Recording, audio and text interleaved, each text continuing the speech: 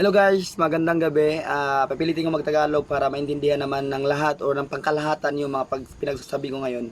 And guys, gusto ko lang iparating sana sa mga concern na parang concern yung bakit pinagtitripan nyo si Ivana ngayon, yung nagba-viral na napaprank siya dahil gusto niya makilala, parang makilala niya yung sinong totoong tao, sino yung totoong mga tao na willing tumulong sa kapwa, di ba? Yun naman yung punto naman ng vlog niya, yung ginagawa niya. Bakit siya ang pinagtitripan natin ngayon para sa tinatawag natin na mendicity law? Yes, naintindihan ko naman yun kung ano yun, di ba? Na yung, dapat bawal ito, bawal ganyan, yung nagbibigay daw sa mga pulubi ng ganyan. Guys, whether we like it or not, yes, nag-exist yung mga law natin, yung mga batas natin. Pero sometimes, we need to, tawag nito, go beyond the box para matulungan natin yung mga taong mas nangangailangan. Maaari nyo sabihin na, yes, bulkit, kasi bawal yung ginagawa niya, bawal to, bawal ganyan. Marami tayong mga kuro-kuro opinion sa bawat na nangyayari ngayon o sa mga pangyayari. Pero guys, please naman, yung pabalik-balik ko ng tanong, bakit si Ivana? Sa dinami-dami na po na gumagawa ng mga maraming prank, bakit si Ivana pa na willing, nakikita naman natin na talagang willing and heartily na gusto niya tumulong sa kapwa. Di ba guys, kung tutuusin natin, maganda yung ginagawa niya dahil yung mga taong tumingin sa video niya, nakakita sa video niya is parang the next time around na may mga taong manghingi ng tulong is willing din silang magbigay ng tulong. At saka guys, pandemic ayun guys, kailangan natin yung mga taong tulad ni Ivana na willing tumulong sa kapwa, di ba? At saka ito pa, sa dinami-dami na nagpa-prank, mga ganon, mga tinatawag lang social experiments na paramang di naman social experiments dahil nagpapa-fame lang. Bakit si Ivana pa? Yung iba, pinapahiyan yung mga tao. Binibidyuhan, pinapakita yung mukha para may ma-post sa YouTube, sa Facebook para magkaroon lang ng content. 'Di ba? Sumisikat sila in expense sa pinahiya yung mga tao. Dito lang sa ginagawa ni Ivana. Tumutulong siya, nagpa-prank siya in a good way na para tumulong sa kapwa. Kasi guys, maraming uri ng prank. Yung mga prank na nagpapahiya ng tao, yun ang yung bad side ng nagpa-prank. Yun ang hindi magandang prank.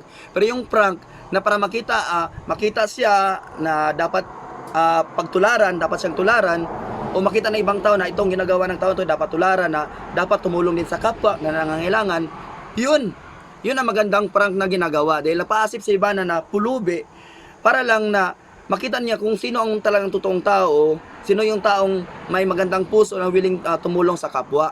Yun ang mga prank na gano'n na nagbibigay siya ng reward. Di yung prank na kunwari may perang nakita tapos pinapahiya lang, pinapakita sa video yung mga mukha. Yun yung pangit. Yun sana ang pinagtutusan yung pansin na bawal. Hindi yung tulad sa ginagawa ni Ivana dahil parang nakakalungkot isipin, di ba? Si Ivana na ngayong willing mag-exert ng effort, ng time para matumulong at makapagbigay ng good influence sa kapwa. Siya pa ngayon yung parang nababash.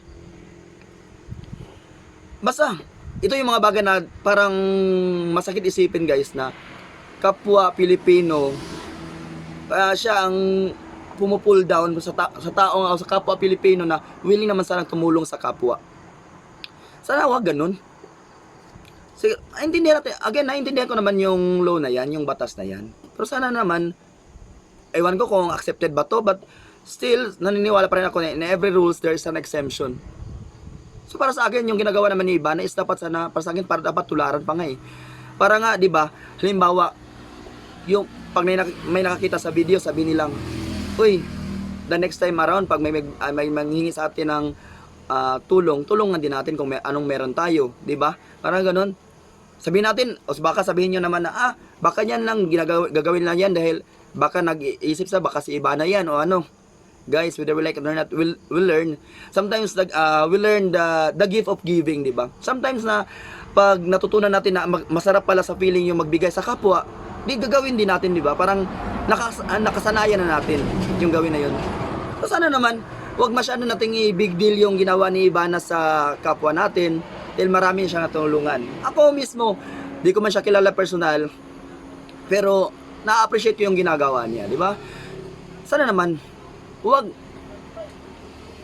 maraming pagtuunan ng pansin sa sitwasyon natin ngayon, sa kahirapan natin, sa problema natin ngayon ng bansa.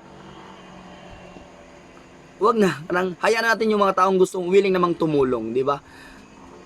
Iba na lang. Iba na lang, ganun lang.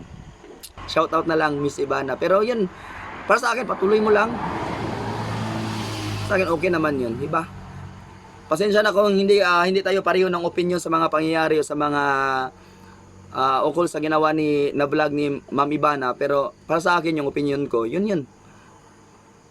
Continue lang and best of luck and God bless sa'yo, Miss Ivana. Basta sa akin, okay yun. At least kung marami nakakita nun, di ba? Dami na nakakita. At least the next time mga yun, maisip na nila, dapat gagawa din tayo ng mabuti sa kapwa dahil biblical naman yun, di ba? There's a reward in every good deeds that we basta surat ng English ay. Basta in every good deeds there's a good return, 'di ba? Maganda ginawa mo sa kapwa, maganda din ang babalikan, 'di ba? The rule of karma, 'di ba? Magbigay ka ng bad sa kapwa, bad babalik sa iyo, magbigay ka ng good sa kapwa, good din babalik sa iyo, parang ganun. Parang ganun guys, please lang stop niyo yung mga ginagawa niyo kay Miss Ivana. Okay naman kasi yun eh. Marami siyang matutulungan. And sana naman, marami pa rin Ivana na dito sa mundo. At marami pa rin na yung may influence na gagawin yung ginagawa niya. Hindi yan. Sabihin natin, baka naman kasi, bulkit kasi, sexy kasi eh. Guys, part na rin yung sexy. Natural, we appreciate dun, di ba? Appreciate, nag-effort din siya para maging gano'n yung forma niya. So, ma-appreciate talaga natin yun. Normal naman talaga yung sa mga lalaki na maka-appreciate mga gano'n. Pero add-ons na lang siguro yun. Tingnan din natin yun. Hindi lang siya sexy, hindi lang siya maganda, kundi meron siyang maganda, mabuting kalooban para sa kapwa. Gayahin lang natin yun. Para walang problema. Tapos peace na lang lahat. Good vibes lang. Huwag masyadong i-big deal ang dapat hindi naman i-big deal. Yan na. Thank you so much for watching. And please guys, please don't forget to subscribe sa aking YouTube channel nga Daddy Show Me Comedy. And of course, Boy Bulkit Adventure. Thank you so much sa lahat na nag-subscribe, nag-follow, and nag-like. And of course, continue lang tayo sa mga good vibes, guys. Pwede man tayo magpatawa ng kapwa, pwede man tayo magbigay ng mga content na di tayo nakakasama, di tayo nakabibigay na yung parang naging masama sa kapwa. Enjoy lang, enjoy life to the fullest. Enjoy! Magandang gabi.